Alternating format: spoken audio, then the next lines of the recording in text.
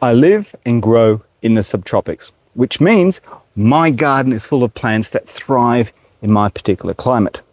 And being a qualified horticulturist, I experiment, I trial, and I have failures of a whole lot of plants. So I know which ones work when it works for me in my situation.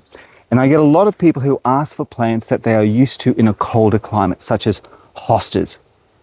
And what is there as a substitute? Well, obviously one of my first choices is the Brisbane lily, Pyrphorus cunninghamii, because it grows locally, it's a native species. But if you want to be a little bit more experimental, try this plant. So this is Callifuria, and it has somewhat like a similar foliage to a hosta.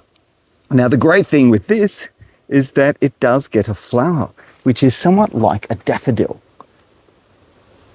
If I can just hold it still enough for you to focus, for you to see. It is absolutely cute. But no smell. Absolutely none at all.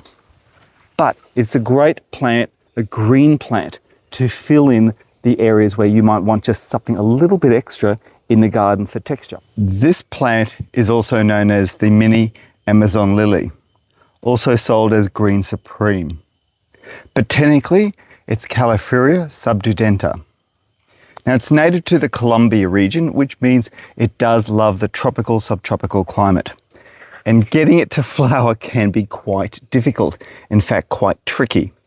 So it needs a bit of a dry period during that spring and early summer period in order for it to really mimic nature. In other words, a dry spring and early summer, and then the rains and the tropical forest rainfalls, which is what you're trying to mimic, will help it to flower in that late summer and autumn period, which is why it's flowering right now at my place in late March.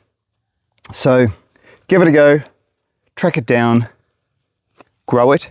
It's a really good plant to grow in your garden. But there's more to this plant.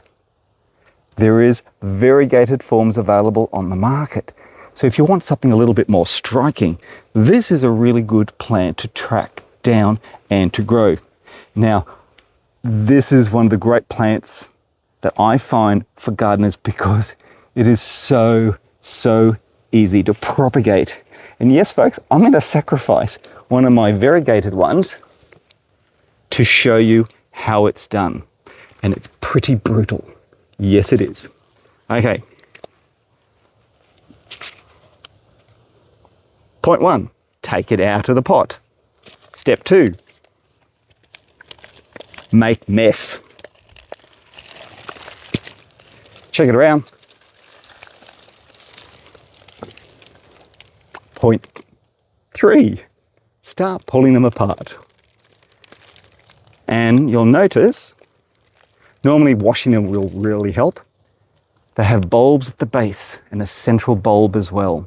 So it's just a case of making sure if you pull some of the bulbs off, they are mature enough to have their own roots. Now I'm checking this out as I go, and in truth, some of these are a little bit too fresh and they haven't established enough of a root system. Okay, so I'm just going to see if I can pull one off just to show you. Okay, there you go. I'm going to put the rest back into an original pot and leave them to grow a little bit older. But just to show you, and I've just accidentally broken the leaf because of the tangling of the roots. Okay, so that is a plant with its bulbul or bulbul at the base with its own root system, and this will work really successfully. The rest of this, I personally think, is probably a bit too fresh and too young because the angle of the pups is too strong. They haven't actually separated enough. So I'm going to be potting this back into a pot, leave it for a few more months, and I'll be splitting this into all of these multiple bits, so I'll get a lot more plants. And that's what I tend to do every 1 or 2 years with this particular plant to get a lot of plants. So if you want a substitute for hosta and you live in a warmer climate, check out the Callifurias. I will put the botanical name along the bottom, plus in the description.